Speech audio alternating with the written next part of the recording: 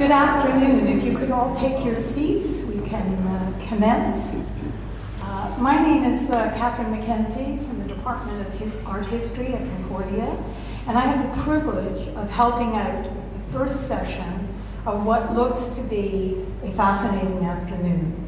I will be introducing each of the first three speakers very briefly, because you already have abstracts and biographies, and I hope we'll get a chance to get to know them a little better this afternoon.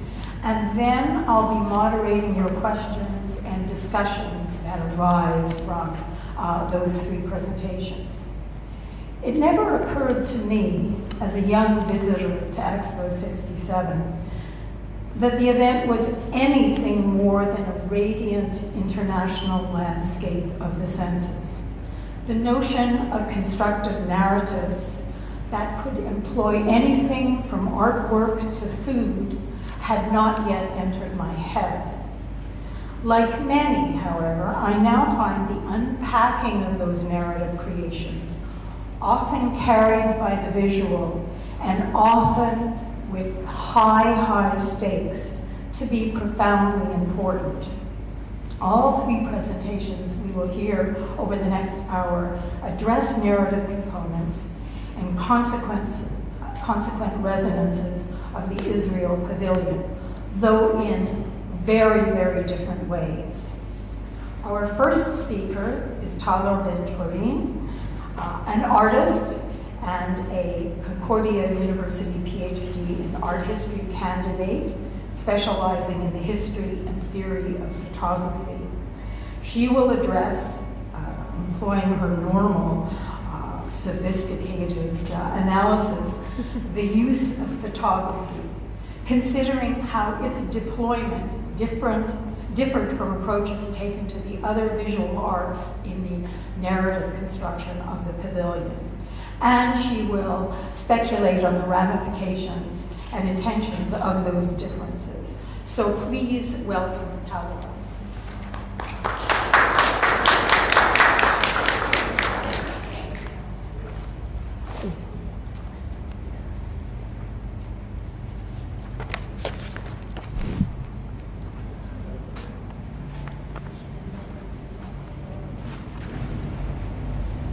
So first I would like to thank Dr. Lerner and Professor Mikolinski for their support throughout my research project and for their encouragement throughout, and to Gili Shapira and the whole team at the David J. Azrieli Central Archives and Israeli Research Center for Architecture at the Tel Aviv Museum. Thank you so much for making my research possible. I'd also like to thank Alyssa for sharing her knowledge with me, and Jennifer Zolman and the organizing committee for putting together this platform for us to reflect and share our ideas on this important moment in history. So Expo 67 marked the second international exhibition that Israel participated in. The first one, which took place in Brussels in 1958, was deemed unsuccessful by the organizers, and Israel hoped that the Montreal event would mark a shift in the reception of the country's representation. It is important to consider the implications of constructing such a pavilion during the period. For the young country, the $500,000 fee required for the pavilion was not easy to gain. Yaakov Yanai, the general manager of the pavilion, explained that the exhibition committee knew early that they could not compete with other pavilions' budgets. In addition, the pressing political climate in the region and the cultural importance of the country meant that they had a powerful story to share with the world. As such, the organizers decided the most pressing topic for the pavilion to represent was the history of the Jewish people, instead of commemorating the story of the state since its inception in 1948, as was done in the Brussels Pavilion. The Montreal Pavilion would therefore address the history of the Jewish people spanning over 2,000 years. When official statistics were released at the end of the exposition, the Israeli Pavilion was ranked 5th in popularity, behind only the USA, USSR, Czechoslovakia, and Ontario pavilions. It had been visited by over 5 million people and had some 80,000 entries in its visitors log. But what made this exhibition so successful? How did the organizers curate the pavilion to communicate the historically ambitious narrative? What did they sacrifice for the sake of consistency? By presenting an overview of the design of the Israel Pavilion, this paper will explore the careful choices culminating to the formation of the successful pavilion. Focus will be placed particularly on the photographs in the space to consider this unique linguistic form. Of considerable importance to the creation of the narrative was the ambitious infrastructure of the pavilion. Ariel Sharon, Eladar Sharon, and David Resnick were tasked to informing a space which would allow for a linear narrative despite the plot allocation constrictions. The resulting hexagonal-shaped building allowed for viewers to enjoy a chronological exhibition which, coiled as a series of ramps and small exhibition walls, formed clear, concise breaks in the readings of the narrative. Upon entering the pavilion, the visitor was greeted by a large container holding the Dead Sea Scroll known as the Thanksgiving Scroll. The vessel echoed Armand P. Bartos and Frederick J. Kessler's shrine of the book, the permanent home of the scrolls, completed only 2 years prior to this event. The open space showcased a large wall containing a quotation from Psalm 126 in 35 languages and several antiquities. To the left of the scrolls, the visitor encountered a drawing by Shraga Vail of a large eroded landscape. George Him, the head designer, explained the choice of the mural as follows, quote, "Luckily, we decided, after prolonged debates, to use his artworks and not photographs in order to depict the subject. No photograph could evoke the sense of desolation in the way that Vail managed to conjure," end quote. The wall label adjacent to the image declares, quote, "A miserable strip, sparsely inhabited, sun-baked wasteland. This is how the Holy Land appeared to foreign visitors for many centuries, but to the Jews it has always meant home. The only real one they had ever had in 3,000 years," end quote. Here the message of the exhibition becomes clear. The tracing of an ancestral connection to the land, one which can only be formed through a carefully composed illustration. With this, the viewer would have been led onto a ramp. Here they would encounter their first photograph, a large landscape of Masada, visually guiding them forward through the exhibition. The small exhibitions embedded in the wall followed the theme of exile and return, tracing the Jewish presence in the land from the days of King David to their expulsion. At the top of the ramp, the return of the Jewish people was demonstrated through Naftali Besant's Homecomers. This area served to demonstrate the Jewish connection and dedication to the land throughout time and location. Once on the top of the ramp, the viewers would come to a section titled The Early Days. The space featured a large photo mural by Shraga Vail and a statue by Yigal Tunf Kim, which was surrounded by implements of early pioneers. Here, the large uninhabited landscape presented in the entry was repurposed and transformed into color. The now large brown rolling hills were injected with photographs of early Jewish pioneer communities. The images captured these budding farmers building houses and cultivating the land. Included are depictions of domestic activities captured around Petah Tikva, as well as more somber reminders of the hardships faced by the early settlers, such as a group of tombs of malaria victims. Community leadership and independence was stressed throughout the presence of the photographs of Shomrim as well, or Shomrim guards, and the fire brigade procession in Tel Aviv. The wall text embedded on the mural encouraged the viewer to consider the challenges the early settlers faced and followed a narrative supporting the theme of from dream to inception. Val's mural curved around the space, forming a seamless enclosure. The rolling hills of the murals were interrupted only by the door leading to the next section of the exhibition addressing the Holocaust. Here, a photograph from the Stroop report was enlarged. A single spot shined on the boy's face, lighting his face, while at his feet lay a pair of shoes from a young Auschwitz victim. The organizers explained the photograph, stating, quote, "We felt it would be wrong to go into details of this tragic story, even though it was the Nazi atrocities which helped to sway world's opinion towards the establishment of a Jewish state.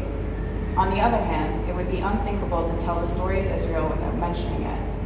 What was needed was an emotional impact rather than a documentary one. The solution we finally decided upon was to create a dark, empty space which would contain just one authentic photograph and one caption. The utter simplicity of this presentation appeared to be much more effective and dignified than all the more elaborate solutions we had tried out before." End quote. Here it is clear.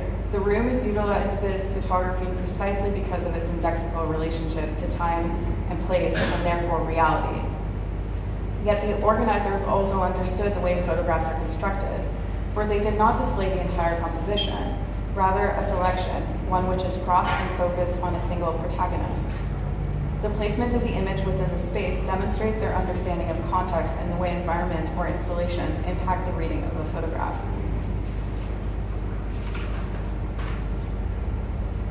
In the adjacent room, the viewer would find themselves in an exhibition titled The Return to the Homeland, a large linear panel form photomural panel by Samuel Glickman and Paul Coeur. The photographic strips displayed an array of new immigrants to the country.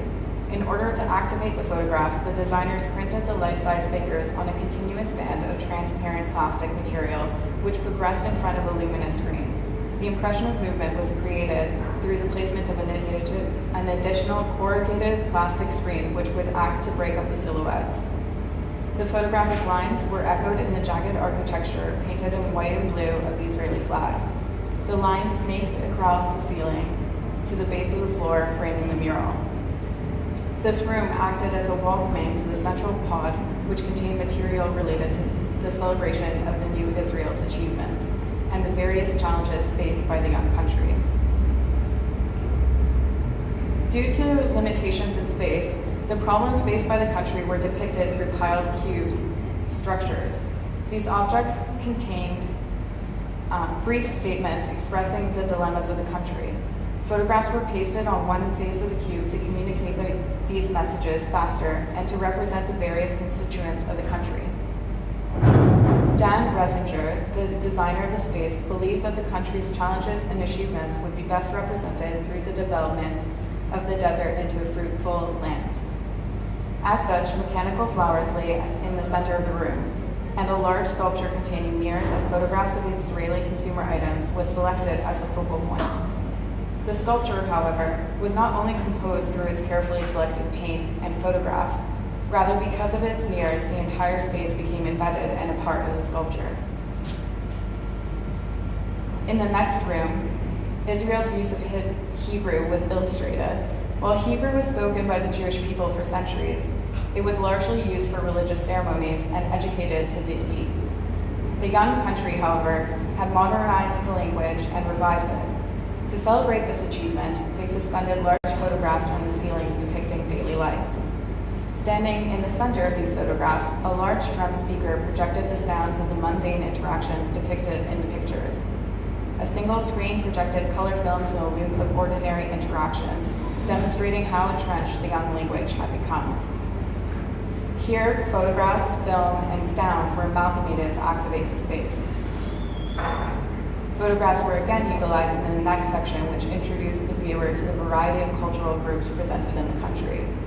This section was meant to communicate the striking coexistence of these apparently contrary cultural trends.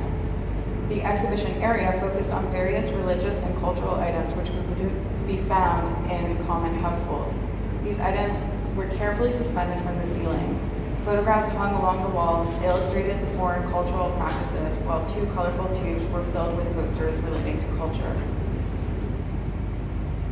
From here, the viewer was led to a short film on the kibbutz ideology and Israel's assistance to developing countries.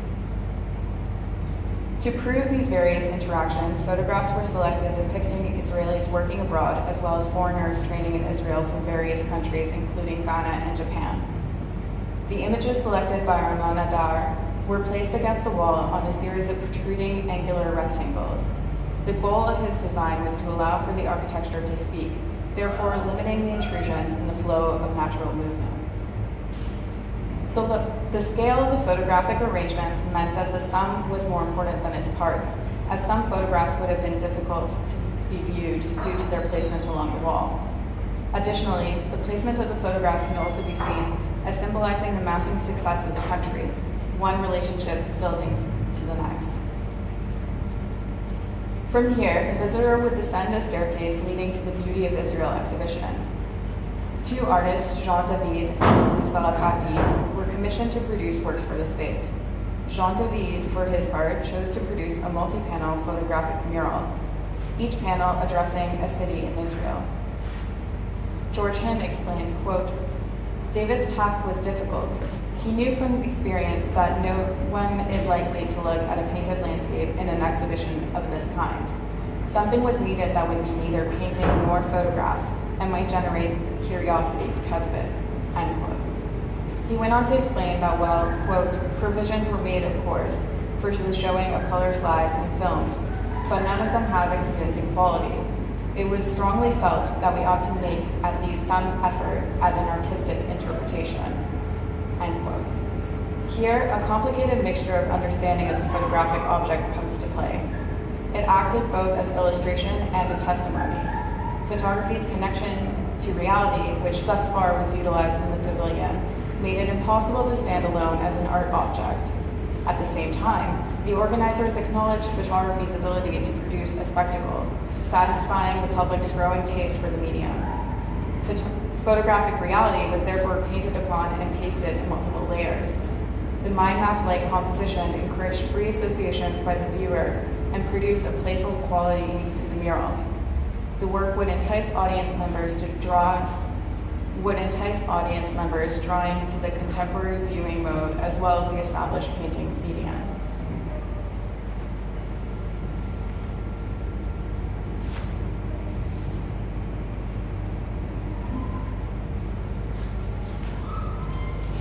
The final section of the exhibition contained small enclaves which held various items of folk art. At the exit of the exhibition, the viewer would find themselves in a pod which contained a gift shop, restaurant, and tourist information desk. Here too, photographs could be found throughout. So important were the photographs that one visitor commented, quote, "It is wonderful to see the resurgence of Judaism and its reflection in your photographs. In my opinion, Israel is a fantastic state," end quote. While photographs were presented throughout the exhibition, no photographer was commissioned for the pavilion to produce work, nor were photographers credited in the official documented material. Photography, however, was prominently practiced in Israel. Eastern European immigrants who had settled the land during the 1930s, such as Helm Lesky, had established a style of documentary photography similar to the constructivist aesthetics with dramatic lighting and angles. Similarly, Lizette Gershenina, built upon the new objectivity style, had produced a body of work which both documented the pioneers' lives and expressed her own creativity. This style of dramatic photography became closely associated with the pioneer movement and encouraged a heroic reading of the depicted figures. Perhaps due to its close association with this style was rejected, as it wouldn't fit cohesively with the broad time period addressed by the exhibition. This choice, however, does not seem to be impacted solely on the fashion of a specific aesthetics, as emerging documentary forms in Israel during the 1960s echoed North American taste. This can be seen in the work of Ephraim Begani, one of the founders of the photography department at Tal-Or and Hadassah colleges during the early 1960s, as well as in the work of Shimon Rudy Weinstein. So accepted was Weinstein's documentary style that it was included in Expo 67's The Camera as Witness exhibition pavilion, which was an exhibition that echoed the now infamous Museum of Modern Art Family of Man exhibition design and theme. Clearly, there was more at play when the organizers decided who they would hire and to whom they would credit the work. George Him stated that, quote, "A purely aesthetical presentation was ruled out by the fact that Israel had very little to show in terms of exhibition of high artistic, scientific, or technological importance which would be able to stand up to the competition in the international arena. On the other hand, however, Israel can offer the fascinating and maybe unique story of an ancient nation returning to its ancestral home and trying to rebuild itself while restoring it. Obviously, therefore, the stress had to be placed on telling this story rather than a pure aesthetics. Narration had to take precedence. End quote. This sentiment clarifies the works commissioned for the pavilion. The skilled artists and designers were known as prominent producers of campaigns, would have had the required aptitude to sacrifice aspects of their own creativity to produce a cohesive narrative. As the goal was to express a historical narrative rather than about the evolving aesthetics of the region, this was where attention was placed. This then is the reason photography was utilized not through the hands of photographers, rather through skillful designers. These multimedia artists knew when to utilize one format over another. As stated by George Him, quote, although every one of our architects, artists, and designers involved in our project was trying to do his work to the best of his artistic abilities, our aim was not to create works of great originality and superlative beauty, but to convey as we could the images of the country in which we are all emotionally involved. All artistic intervention and individuality had therefore to be absolutely subordinated to the demands of the subject. If we succeeded in communicating our emotions to others, our job would be considered well done. End quote. Designers, unlike photographers, were responsible for arranging the readings and presentations of the images. Here, photography was used as an additional layer of language, treated much like captions on a wall. As such, the artists credited and remembered were not those who captured the photographs, rather the ones who carefully guided the viewers through their reading.